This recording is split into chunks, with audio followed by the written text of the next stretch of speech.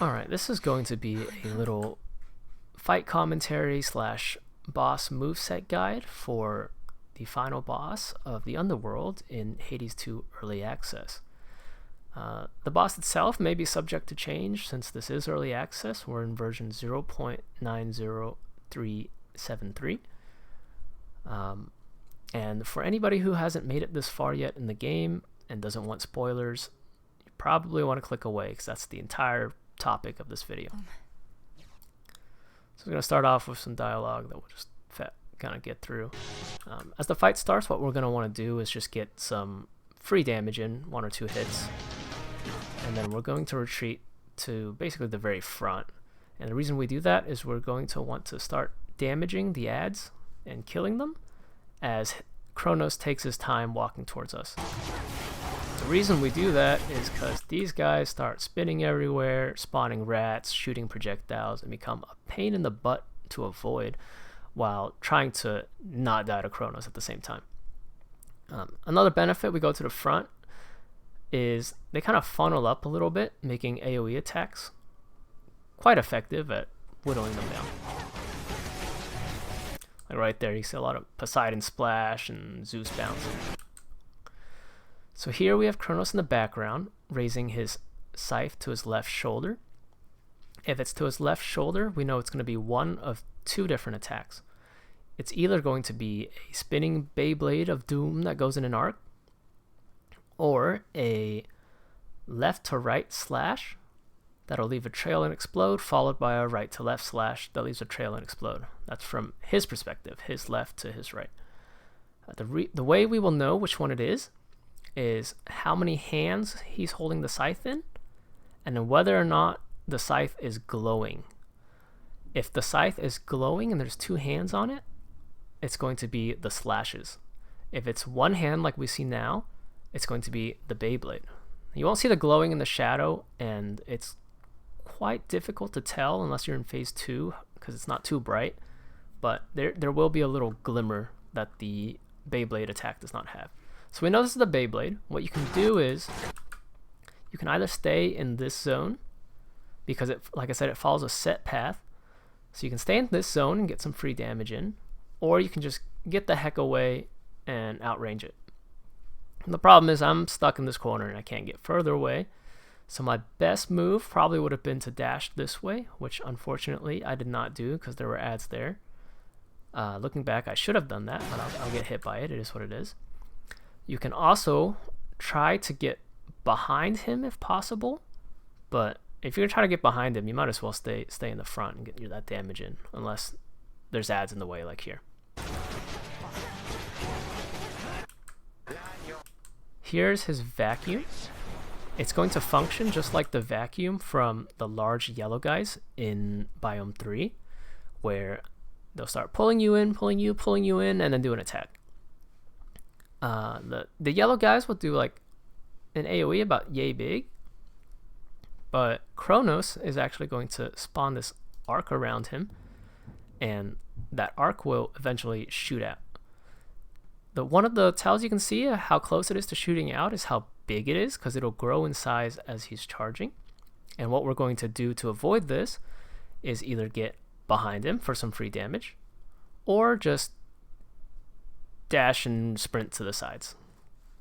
If you're perpendicular to it and you're holding sprint, you should be able to outrun his turning rate to where the arc is not able to hit you. I do have higher sprint speed here, and so one thing I do have as a tip for if you don't have as high sprint speed is if it gets close to you, just dash the other way and sprint the other way. You can do the same for like Cerebus and like that Needle Lady mini boss. It gets close, just go back the other way. And if you get behind him, like I said, his turn speed is so slow that he'll never really get to you. One last option, or there's 2 more options actually, is get really far away so you can see the arc coming and have time to dodge it. I really don't recommend this because then he's off screen and you don't really know what he's doing, and I don't know, it's just there's not really any point to doing that unless you have to. The other option is just to dash through it and use the iframes. That can be a little tricky, but it's not impossible. It's just, it's a little more risky than just avoiding it altogether. But if you want to be aggressive, by all means, go for it. Here, running to the side. See that arc shoot out under us. Finally finish off the ads. And we can see his next move, where he's making this little V shape. I'm going to call it folding over, or even curling over. But the term I'm going to be using is folding. So he's folding over here, where his hips are going backwards, and his head and his feet are towards the front. His scythe is also horizontal to the ground, and all these factors basically mean is he's going to do one of his dash variants. Now, that's just what I call them. One of them isn't really a dash, but what's going to happen is there's going to be a hitbox out in front of him about this long, give or take a little bit. And he's either going to dash forwards, dash part way, or stay in place, and each one of them is going to have an attack with it. So that attack may just emanate out from him all the way out, or he'll dash and that attack will come out here. But regardless, the entire zone is where you'll take damage, because the dash part and the forward attack part will do damage. The dash will also leave a trail that would explode after a delay. So rather than trying to dash forward through him, since we don't know exactly if he's going to go all the way or just partially and then the forward attack will hit us, we're going to either make distance further than his dash distance, or we're just going to ourselves dash but to the side. We're going to do that with a delay so that the tracking doesn't follow us and he just dashes to our new position. One thing to note is this blade angle can be kind of used to determine the type of dash he's going to use or the attack coming out with it. But I'll be honest, I don't know the nuances well enough to reliably predict that. As for earlier, when I mentioned the blade glowing and glimmering, that this is what it's going to look like. So there's his dash. He did a half dash with, this is the attack that went forward. And we'll see the exploding trail a little bit later. So here with the golden circle around him and the little light, that's going to be a time bubble, just like when you kill the hourglasses in the area leading up to this. And if you touch that, it'll hold you in place just like earlier, and you can't really do anything, so you'll be susceptible to taking a lot of damage. So here's a good example of the Beyblade attack coming. He has the scythe in his left hand going to his, not his left hand. He has the scythe in his right hand going to his left shoulder, but it's only one hand to the left shoulder. So one hand, left shoulder, there's no glimmer. So that's going to be the Beyblade that goes around. If it's two hands, it would be the slashes. But this is left shoulder, one hand, no glimmer. There's that Beyblade. Again, one hand, left shoulder, no glimmer. So Beyblade. Time bubble. He's really digging the Beyblades. You can see one hand here. Again, going to the left. I'm gonna try to get some damage weaved in between. Here he's casting something with his scythe in his right hand being raised and all sorts of mumbo jumbo happening over here. So he's going to actually raise 4 little pillars or flags. And what we're going to want to do is take those out as quickly as we can, because these flags are going to give him little blue hearts. So these little blue hearts function just like in Hades 1, where they'll tank a hit for him, which is not a huge deal if there's a couple of them, but the towers will just keep giving him more. So it'll make getting consistent damage on him a little bit of a pain in the butt. If you're really confident that you can get a lot of hits in and really out DPS the heart regen rate, then by all means ignore the tower, but my recommendation is eliminate them as quickly as you can. Because if you give it a second, we can see that they start stacking up. So here's another vacuum. Because it's a longish charge, I figured I might as well get some free damage in one of these towers. And then what I can do is just sprint in the other direction afterwards. That arc shot was nowhere even near me. So here's that trail on his dashes. And it'll explode afterwards, like right there. So he's folding, hip behind, head, feet forward, scythe is horizontal, so he's going to do another dash towards us with the trail. We saw the little light glimmer, and then this, so we know it's going to be a time bubble. Dash. That was one of the half dashes. When he has this like fancy shields and armor, he's eventually going to spit out some little bubbles that spin in a spiral. They only go about this far or so, and he's stuck in place while doing that, so you don't really have to worry about him because you can't damage him with the shields up anyways. So what we're going to do instead is we can see some ad spawning up here and ad spawning down here. Up here is probably in range of the bubble, so I went down here, figured I'm just going to kill the ads while he does his thing over in the corner and I don't have to worry about it. You can see the bubbles only got about this far, and otherwise nothing really happens. He's folding over again, so another dash.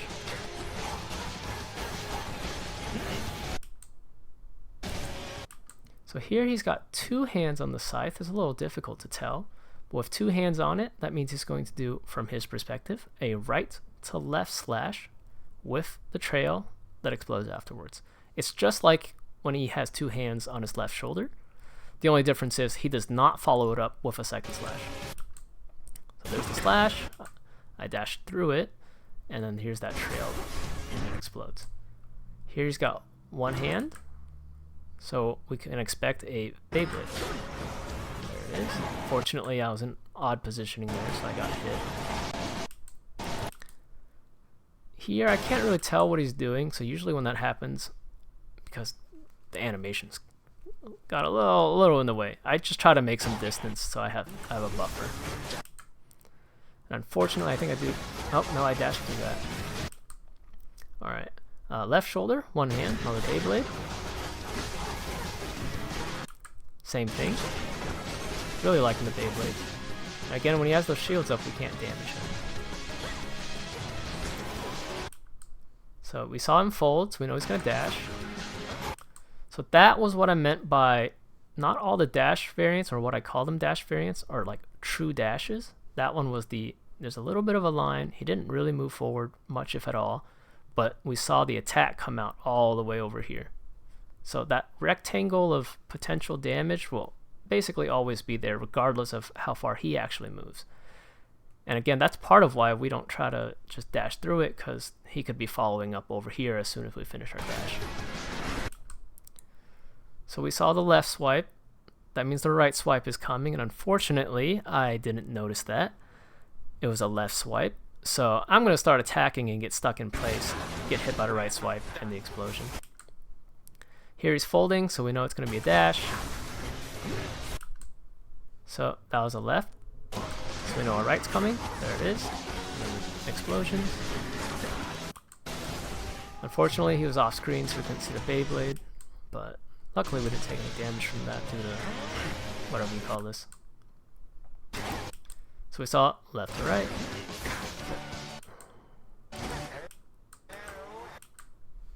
Let's see that again.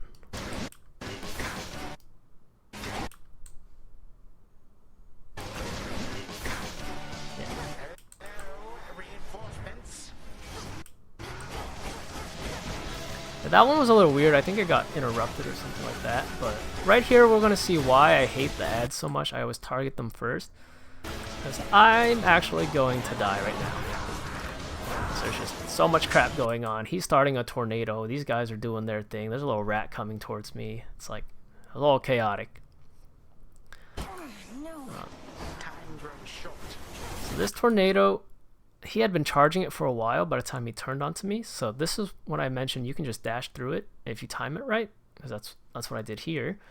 But it is risky. It is risky.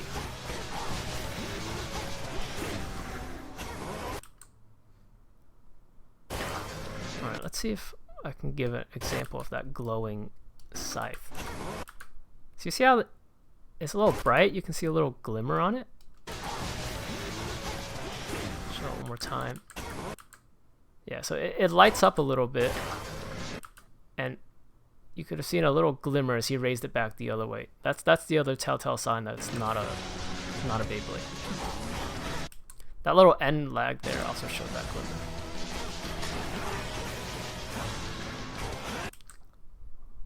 Alright. See right there? There's a little glimmer and it's glowing. And he's mid-swipe. I'm guessing that hits me. Or not. That's basically it for his phase 1 attacks. So the key is we're just gonna basically watch his hands in the side.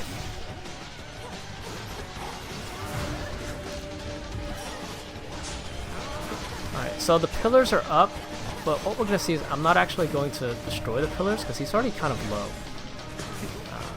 So instead of wasting time trying to beat the pillars, instead I'm just gonna try to see if I can finish him off with a burst.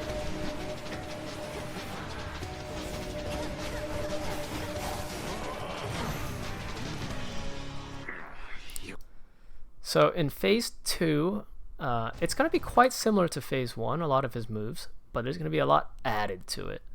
So the left shoulder, right shoulder thing, when he folds over, those all still apply. It's just we got some new mechanics. So every time, you're going to have to go towards one of these highlighted rings, or rather than highlighted, it's one of the clear areas left on the map. If you're caught in this dark abyss of lines and shadows, when he finishes his attack, it's going to do 999 damage. So that's an instant kill for whoever's caught out there. It's not too bad in the start, but it can get a little more annoying when there's projectiles and stuff coming too. So here there's a ring coming in. This will do damage, and it'll go all the way to the center. So what we're going to have to do is just dash through it. It's not a big deal.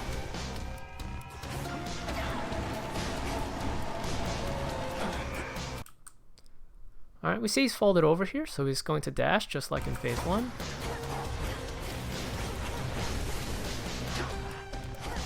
These lines aren't that big of a deal. Just don't stand on them. You can dash through them like I did. It's honestly not really much of a nuisance at all.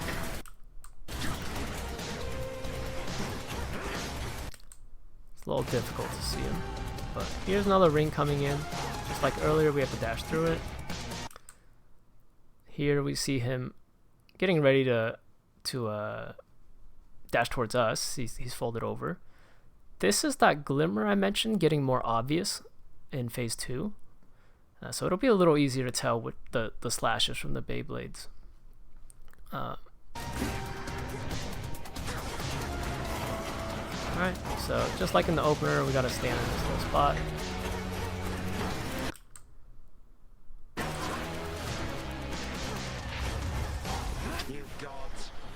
The vacuum works just the same as in phase 1.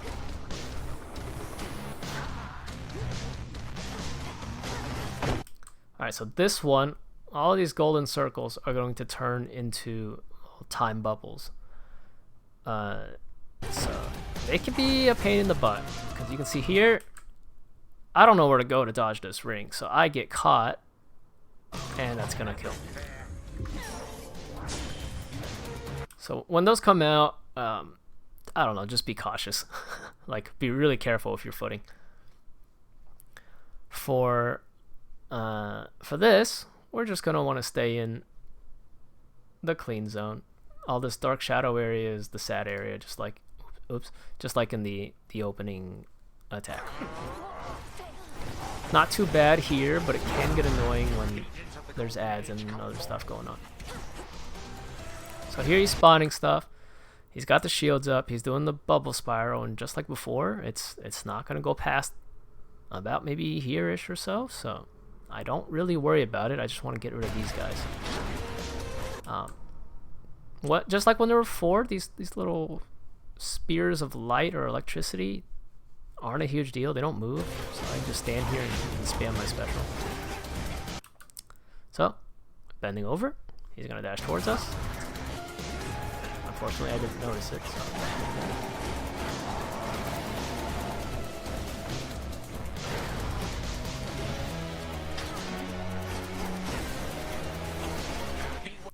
Alright, so just like the other one, stay in the clear area, should be good to go. It can be a little difficult when there's a lot of projectiles, that's where having some dodge can be nice.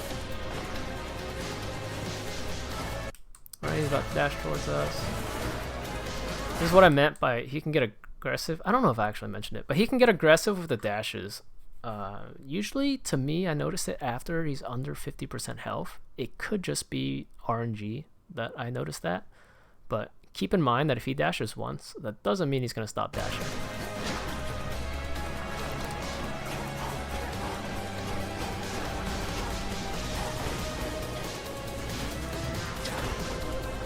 Alright, so when we see these red lines, these are going to be like your clock hands.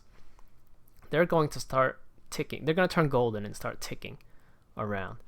And they're going to do damage, so we're obviously not going to want to be there. But because it goes clockwise, once it starts ticking this way, what we can do is we can just stand around where it started, and it shouldn't go all the way around to us. Along with that, we're going to see some... These lines will kind of show you an idea of what's about to come up. So we go near that start area, and we've got 3 rings of these little balls of pain. There's going to be 1, 2, and 3, but they don't come in and out like radius-wise, so you can just ignore them, stand still, and start shooting or attacking, whatever you have. So you can hear and see the clock hands ticking away on the side, but because we're all the way over here, it's basically irrelevant to us. Basically just getting free damage in. He continues having the balls on him, so if you're melee, it might be a little rough. You might have to dash in and get close if you want to hit, or if you're like the really short range melee. Otherwise, just keep your distance. The balls do hurt, and they disappear after a little bit of time, so it's not a big deal.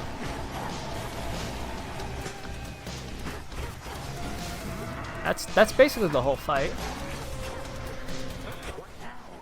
So yeah, it's not too bad. It's not easy. I mean, I used all my lives with 1 hit from death, but I'm also not the best player, so if I can do it, I believe a lot of other people could do it, so good luck, everybody.